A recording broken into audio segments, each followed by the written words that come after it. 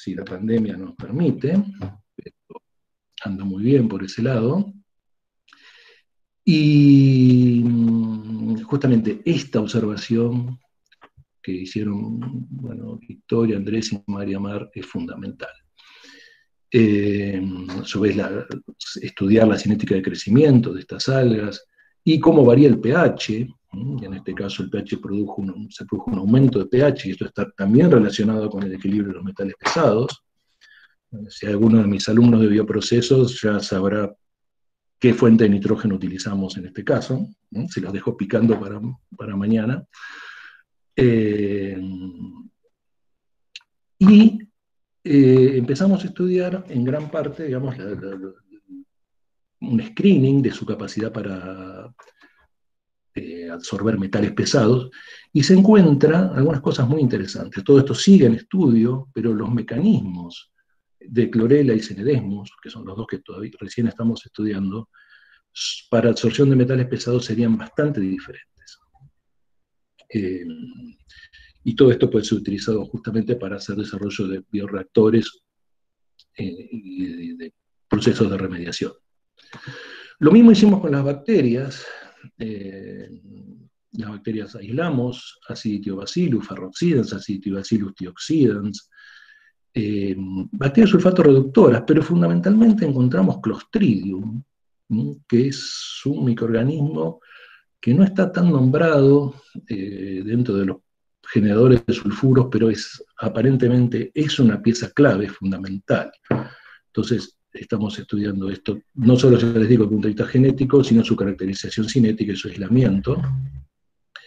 Y estos microorganismos, entonces, importantes, los consideramos importantes para los bioprocesos, son los que vamos a utilizar después, ahora cuando veamos la parte de remediación. Lo mismo que observamos en el río Reconquista, de alguna manera lo estamos observando en un sitio completamente diferente, que es el humedal de Pilcarilleu, en Bariloche, y una comunidad diferente, un lugar diferente, pero estamos sacando exactamente las mismas conclusiones. Lo cual es muy interesante para justamente desarrollar procesos de remediación. Y bueno, vamos al otro pedacito del nudo, que es cómo interacciona con la matriz. Bueno, este es un último trabajito que salió este año, es un trabajo del cual estamos muy orgullosos, un trabajo en el cual Ana Tufo ha realizado una tarea titánica, y todos los demás también, pero bueno. Y se encuentra, entonces, analizando en profundidad, o sea, un cortes a diferentes profundidades, cómo los metales pesados están más concentrados en la superficie, en la zona contaminada, y hay una clara tendencia a decrecer con la profundidad en el sitio contaminado, mientras que esto no ocurre en el sitio no contaminado, además de tener una menor concentración. Hay relaciones muy fuertes entre la textura de los sedimentos, sea dada por la superficie específica, por el tamaño de partícula, por la distribución de poros, con respecto a la materia orgánica que está ingresando al lugar a partir de las descargas cloacales. Esto se encuentra en el sitio contaminado, no en los sitios no contaminados. Y al modificarse la estructura muy fuertemente, no tanto así la estructura mineralógica, sino también las cuestiones texturales, esto a su vez tiene un fuerte impacto sobre las poblaciones microbianas que están dando vuelta por allí y sobre el destino de los contaminantes y los procesos que están ocurriendo. Entonces, bueno, vamos más a la interacción esta. ¿Cómo se desarrollan los biofilms en diferentes lugares, sobre diferentes arcillas, modelos, y sobre diferentes arcillas del lugar? Y bueno, encontramos que la capacidad, bajo condiciones sulfato-reductoras, que son las que predominan en las zonas contaminadas, de formación de biofilms, es enorme. O sea, podemos considerar prácticamente que todo el fondo del arroyo tiene probablemente gran cantidad de biofilm, y allí entonces en esta interfaz es donde ocurre una gran cantidad de procesos.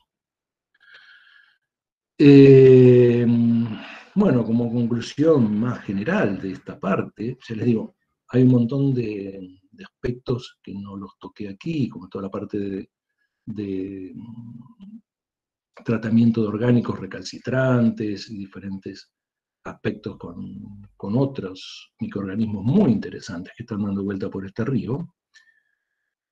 Pero bueno, había que darle un eje, ¿no? Una dirección clara a esto. Es que, otra vez, la microbiota cumple un rol fundamental en los procesos que determinan el destino de los contaminantes y los procesos de autorremediación y, por lo tanto, de remediación, ¿no? Entonces, para diseñar estrategias interesantes, digamos, amigables para remediar tanto a la salida de fábrica como en el sitio en particular, tenemos que mirar y comprender claramente estos procesos. A su vez, bueno, tenemos otros aros, que acá no los puse, que son toda la parte de interacción con la parte fotoquímica que hacemos con Roberto, ¿no? Y con Marta, con otras cuestiones, pero eso ya no entraba. O sea, si esto parece complicado, es más complicado todavía. Pero bueno, de todo lo que aprendimos mirando un poco las comunidades, la estructura del agua, de los suelos y los sedimentos, que nos contó la población humana que está afectada en la orilla, vamos a tratar de desarrollar algunas tecnologías. Y eso, bueno, nos centramos justamente en la recuperación de metales por biolixiviación, en el tratamiento de orgánicos en fase sólida, también fototratamiento, el desarrollo de celdas de combustible microbianas y de reactores biofilm que puedan no solo hacer el tratamiento, sino tratar de acoplar con la producción de energía o incluso de recuperación de alguna sustancia interesante. Y ya yendo a gran escala, podemos empezar a hablar de tratar de implementar en el lugar tratamientos descentralizados, esto es otro tema muy importante a desarrollar más adelante, en la separación de efluentes, en el tratamiento de estos efluentes in situ, en pequeñas unidades, y a su vez en el desarrollo de parques de remediación que puedan ser, digamos, amigables para estos tratamientos. Entonces, bueno, muy rápidamente, para ir terminando, un par de experiencias que resultaron muy bien. Por ejemplo, la de biolixiviación de tratamiento de metales. La primera fue hecha sobre sedimentos de la Carcova, que ya se los había mostrado, en reactores, por unos reactores pilotos que tenemos en el 3A. Allí observamos que el proceso de biolixiviación, que es favorecer esta reacción que dijimos que in situ podía producir un desastre, pero hacerla en condiciones controladas, como podría ser retirar parte del sedimento, condiciones controladas, tipo de un relleno de seguridad o algo en la ribera misma, un bioreactor con muy baja tecnología, con muy bajo hardware, producir la biolixiviación en ese lugar, recuperar los metales presentes en los sedimentos, que se recuperan en un altísimo porcentaje, y luego, con el sedimento, ver qué hacemos. El estudio estructural de cómo va cambiando el sedimento durante el proceso de remediación nos lleva a que de una estructura como esta, plástica, microporosa, impermeable casi, el trabajo nos lleva a obtener un sistema tipo suelo, en el cual hay aglomeraciones, otra vez, lo mismo que observamos in situ, esto es en reactores, ¿no? Lo que ocurría en el fondo del sedimento también ocurría acá, aparecen aglomeraciones con sustancias cementantes como sulfato de calcio, entre otros, que se van formando, y forma una estructura macroporosa, una estructura tipo un suelo, que puede ser entonces, permite la circulación de agua y aire, y podría ser utilizado como una enmienda. Estudiamos luego cómo fueron variando las comunidades microbianas en estos reactores. Bueno, y lo que vimos que los reactores muy rápidamente, al establecer el reactor de biolixiviación, se logra un sistema pasar de anaeróbico a aeróbico, el pH en algunos casos baja, se genera el ácido necesario, por ejemplo, esto fue una de las optimizaciones que hicimos, fue agregar azufre elemental para poder producir el ácido necesario para estabilizar los metales en solución. Y ahí aparecieron otra vez cosas muy interesantes. Esto lo hicimos bastante a mano, agrupamos diferentes, a partir de resultados de la extracción de ADN y secuenciación masiva. Esto es carísimo. Ese es el gran problema que tenemos con todo esto. Se paga en dólares cada muestra. Y bueno, no, ya vendrán tiempos mejores. Insisto, esto no es real time, sino es ADN total. Entonces, estamos viendo que a lo largo que los reactores, el reactor 1 no tenía acidificación, no tenía azufre agregado, el reactor 2 sí tenía azufre agregado, y el reactor 3 tenía azufre y un bioaumento. O sea, conocerán que hay una gran controversia, o sea, si bioaumentar no, bioaumentar sí, ¿no? Entonces, bioaumentar, ¿qué es? Tomamos bacterias del lugar, las amplificamos, cultivo en un reactor, y con eso inoculamos luego el lugar o los reactores a partir del material del lugar. Bueno, lo que encontramos es que hay una inducción, hay un enriquecimiento de las comunidades acidófilas en las condiciones aeróbicas y acidificadas justamente, pero no demasiada diferencia entre las inoculadas y las no inoculadas. Esto logra por ahí un aumento de la velocidad inicial de extracción de metales y demás. Hay una aparición de Clostridium muy fuerte, y uno dice, ¿qué hace un anaeróbico cuando empieza a crecer en condiciones aeróbicas? Cuando estos reactores están en condiciones aeróbicas. Y otra vez viene por el lado del sustrato. Aparentemente, bueno, los Thiobacillus u otros acidófilos del azufre generan algunos polisulfuros que son los que el Clostridium puede utilizar como fuente de electrones. Y lo más loco de todo fueron las metanógenas. Las metanógenas, se supone, anaeróbicas estrictas, donde ven una molécula de oxígeno, se murieron. En ningún caso, a lo largo que los reactores pasan a ser anaeróbicos, mueren, salvo en las condiciones de alta acidez. Donde se genera acidez, sí, desaparecen las metanógenas. Pero en los otros casos, incluso aparecen con mayor porcentaje que en el sistema original. Y esto es un punto muy interesante a tener en cuenta. Tanto para la estabilización de compuestos orgánicos in situ, en el ambiente, generación de metano, que nos puede servir, otra vez, en un lugar controlado nos puede servir muy bien, pero en otros lugares no, sino todo lo contrario, por el efecto invernadero. Entonces, es un punto de atención a tener en cuenta. Bien, entonces, bueno, otra vez, si conocemos la dinámica de las poblaciones, la dinámica de comunidades microbianas, podemos hacer realmente que los reactores sean más eficientes. Bueno, y en eso estamos. La parte tanto de inducir a las comunidades microbianas que a nosotros nos interesan para realizar lo que queremos, y a su vez, bueno, aspectos operacionales del trabajo con estos bioreactores. Y ahora es otra vez, muy rápido, como yo digo, ventana futuro. Estamos en algunos desarrollos muy actuales, que todavía no están tan establecidos como los otros. Habíamos visto que las microalgas generan diferentes polímeros extracelulares y son capaces de adherirse sobre diferentes soportes. Entonces estamos buscando, con Patricia Eisenberg, Leo González, en el INTI, con Roberto mismo, diferentes soportes, desarrollo de soportes que sean capaces de aceptar a estos biofilms algales para su uso en bioreactores compartimentados, tanto de tratamiento de metales como de orgánicos, como ya vamos a ver. No siempre tenemos éxito con esto, muchas veces nosotros le ofrecemos amorosamente alguna superficie a los microorganismos y ellos se pegan en otra, pero bueno, no importa, ya los estamos manejando bien. Entonces, por un lado estamos desarrollando estos biofilms.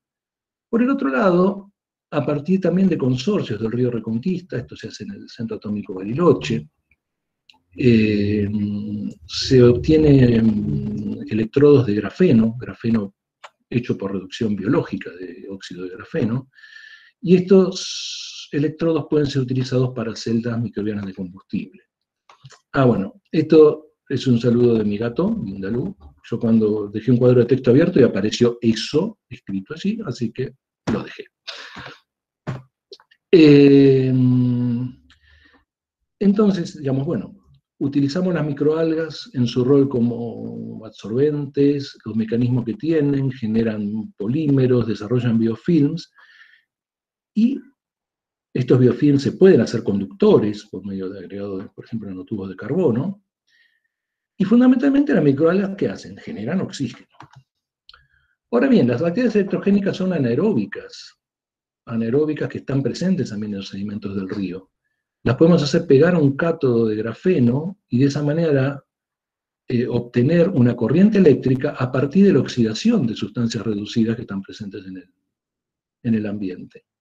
Los electrones que se generan en esta oxidación los transferimos entonces al oxígeno que está formado por las microalgas. Tenemos una diferencia de potencial enorme y tenemos una posible celda microbiana de combustible eficiente.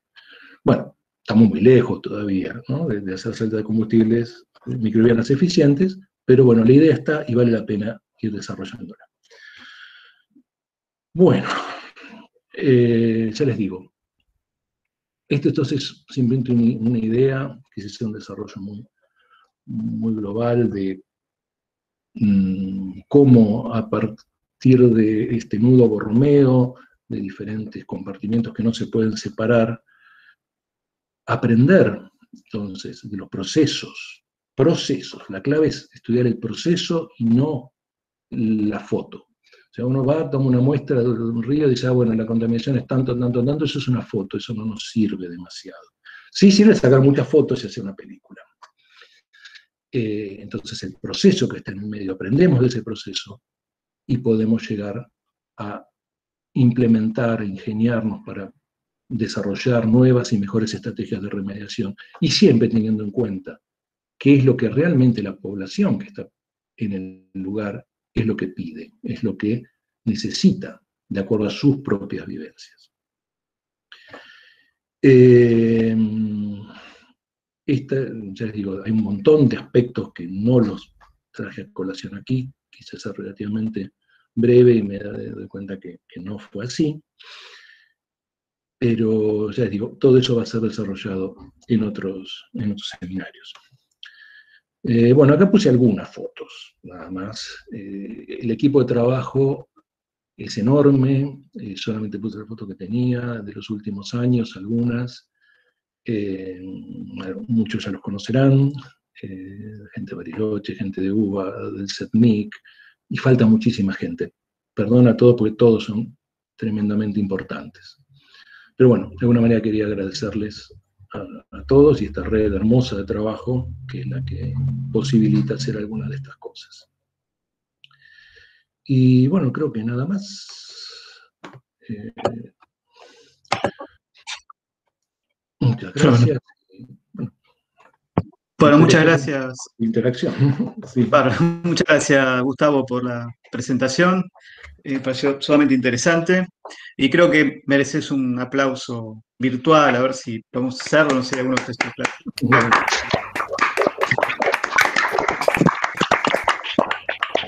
Se escucha.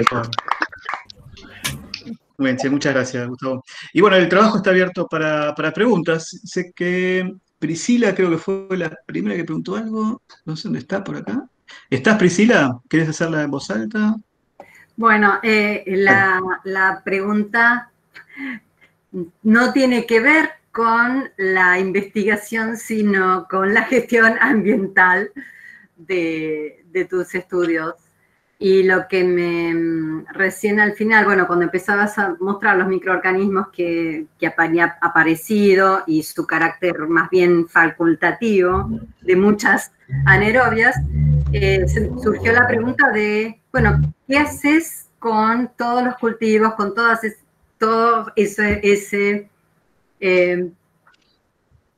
esa cantidad en distintos medios y demás de microorganismos que se generaron? ¿Cómo se disponen después de los estudios o qué se hace con ellos después de...? Bueno, ahí es una muy buena pregunta. Nosotros lo que hacemos, no se dispone nada, nunca, alegremente al ambiente. O sea, todo lo que se tira se esteriliza previamente. Se lo pasa por la bandina o se lo pasa por autoclave y demás. Normalmente estos microorganismos que mostré acá no van a ser demasiado complicados, digamos, ambientalmente, pero hay que tener en cuenta todo esto. Y lo que es fundamental es tomar en cuenta la necesidad de un cepario, porque nosotros estamos armando nuestro propio cepario en el instituto, Y es una tarea titánica armar un cepario, o sea, a nosotros nos excede totalmente. Hace falta desarrollar métodos de conservación para cada microorganismo en particular. Necesitamos freezer de -80 que no tenemos. Pero bueno, de alguna manera uno se va arreglando para que esto ocurra. Y lo ideal, y había un proyecto en la UNSAM de hace unos años, que Edgardo Albertó ¿cómo se llama? Del INTECH lo estaba llevando adelante, de hacer un cepario, realmente un cepario, pero bueno, necesita inversión, necesita infraestructura, necesita gente para que se dedique exclusivamente a conservar los microorganismos. Y ni hablemos de los consorcios. Los consorcios, bueno, se pueden conservar, pero las diferentes comunidades que uno va aislando van evolucionando con el tiempo. Entonces, algunas las vamos manteniendo, las mantenemos creciendo, algunas las vamos congelando y demás. Pero al ambiente no tiramos nada. Okay.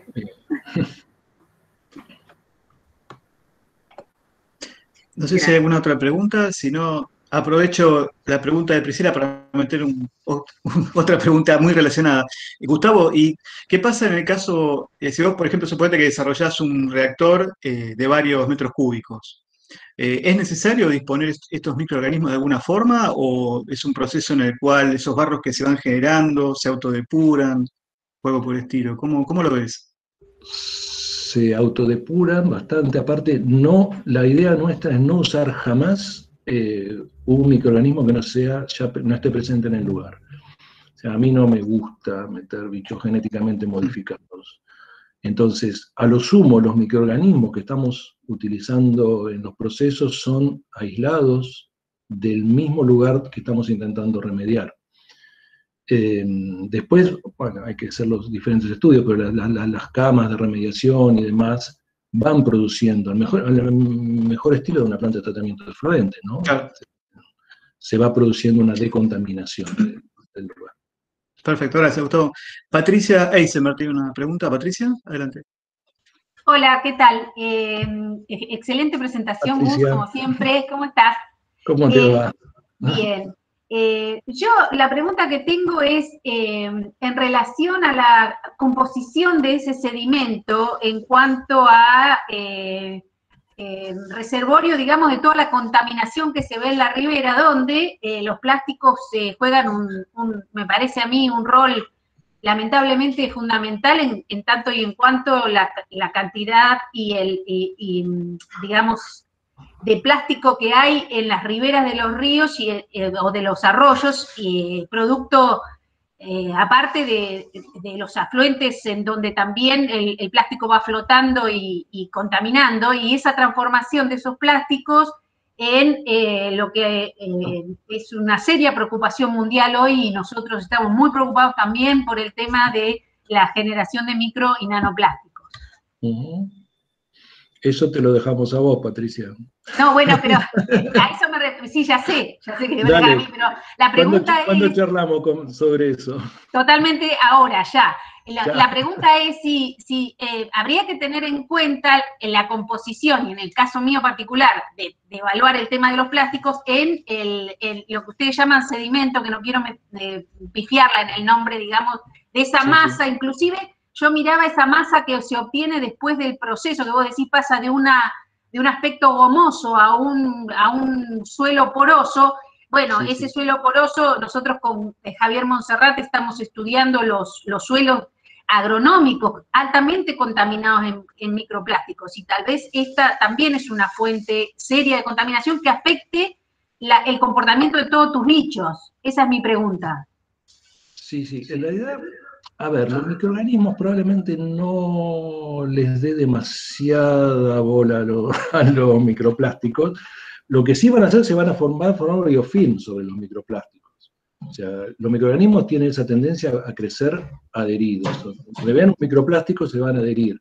Y aquellos que los puedan degradar son los primeros que se van a adherir. Porque lo ven, comida, vamos ahí. No tienen una voluntad tan explícita, pero bueno. Entonces, es muy interesante ver, en realidad, justamente la composición en microplástico, porque supongo que los microplásticos que están presentes en un lugar dependen no solo de qué se está arrojando de ese lugar, sino también de las condiciones de meteorización por las cuales van llegando de macro a microplásticos, y estudiar cuáles son en particular y ver justamente cuál es el destino final, ¿no? Cómo se van degradando en el tiempo o justamente cómo pueden afectar a la estructura. Ahí me parece que hay que hacer algunos estudios, no solo, o sea, a partir de un screening ambiental, hacer estudios en, ¿cómo se dice? En pequeños frascos, ¿no? Microcosmos, para ver cuál sería el sistema modelo. Totalmente, sí, sí. Inclusive, digamos, hay algunas publicaciones donde aparecen algunos microorganismos, digamos, que tienen un particular impacto, digamos, en cuanto a la biodegradación, entre comillas, particular de esos plásticos, que obviamente tiene que ver con este proceso de colonización sobre la superficie, etcétera, pero también por ahí son poblaciones, pregunto, podrían ser poblaciones que ustedes no están mirando particularmente porque no son los más... Nosotros no le estamos mirando. Nos centramos en una parte, o en una partecita, justamente lo que tiene que ver con el metabolismo de los sulfuros y demás. Claro. Pero, bueno, hablamos después entonces. Dale, ya, cuando quieras. Dale, joya. Gracias. Bueno, muchas gracias. En esa dirección un comentario, es muy interesante lo que ocurre entre la interacción entre los microplásticos y nanoplásticos con los sedimentos, porque una de las propiedades es que, uno de los resultados, mejor dicho, es que cambia la relación hidrofilicidad-hidrofobicidad, y eso podría afectar la interacción microbiana. En eso ahora Federico Ivani, que está haciendo un trabajo en esa dirección en Alemania, a ver, aprendiendo del tema. Bien, ¿alguna consulta más? ¿Pregunta más? ¿Estamos por ahí? Bueno, yo, Belén, acá, Belén. tenía una pregunta. ¿Cómo estás, Gustavo? Muy clara toda la charla. Lo que me quedó pendiente, vos proponés que para la remediación entonces de los metales pesados, digamos, dragarías todos los sedimentos, los tratarías en un bioreactor, los lixiviarías y después los harías absorber por las algas. Es una posibilidad, sí. Pero yo no haría un bioreactor, yo haría pequeños bioreactores a lo largo de la ribera. Sí, pequeños bioreactores. Pero sí, una vez que uno obtiene el metal lixiviado, hay diferentes formas de recuperarlo. Absorción por algas es una posibilidad. Siempre depende de qué mezcla tengamos, qué sopa haya dando vuelta ahí, y la cuestión es separar y recuperar. También puede ser usar otra vez las sulfatorreductoras y ir cada vez concentrando más los metales, ¿no?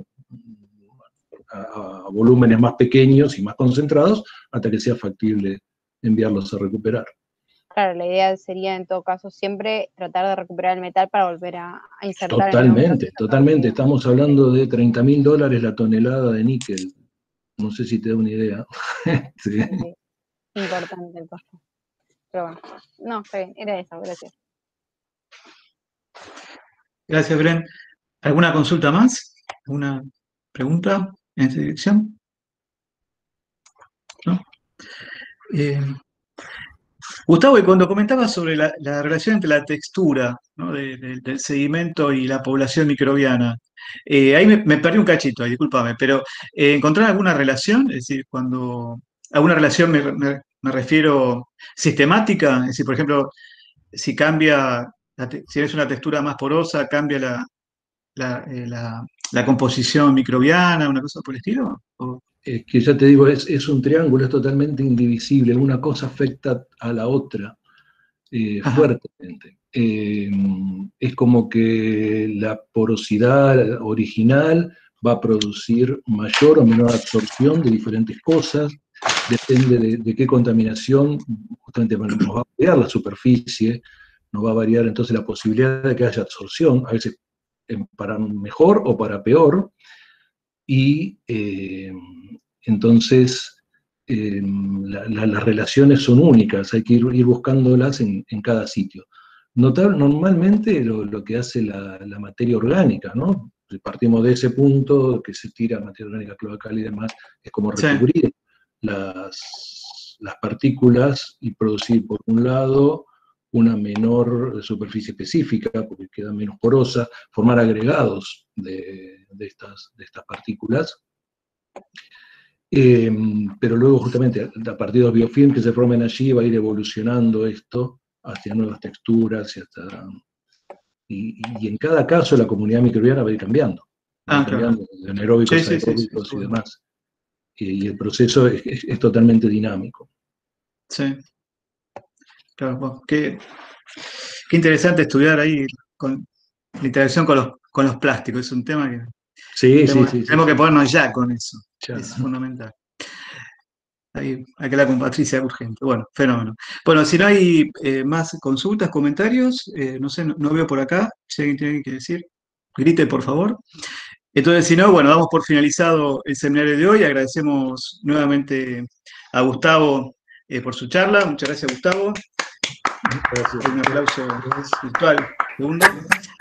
Y seguimos hablando. Y seguimos hablando, por supuesto. Bueno, y me queda invitar a todos para el próximo seminario, que será el martes 13, o sea, el martes que viene. Pero atención, va a ser a las 10 horas, no a las 11.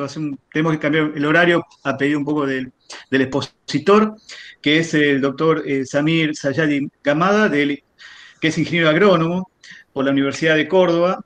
Es Master en Science en Marketing Agroalimentario, también tiene un máster en Desarrollo Local de Áreas Rurales Desfavorecidas por la Universidad de Granada. Es investigador, coordinador del área de Economía de la Cadena Alimentaria de la Consejería de Agricultura y Pesquería por Zaragoza. Además está a decir que nos va a hablar desde España, el profesor Sayadi. Y su seminario va a ser Demanda social por las externalidades estéticas de los paisajes agrarios, valoración monetaria y no monetaria para el diseño de políticas agroambientales. Así que sumamente interesante, que combina sociedad, economía, ambiente, temas que nos interesan muchísimo también. Cambiamos, como hacemos habitualmente, de enfoque de los problemas ambientales. Así que bueno, los espero a todos el martes que viene a las 10 de la mañana. Bueno, muchas gracias por estar ahí. Hasta la próxima.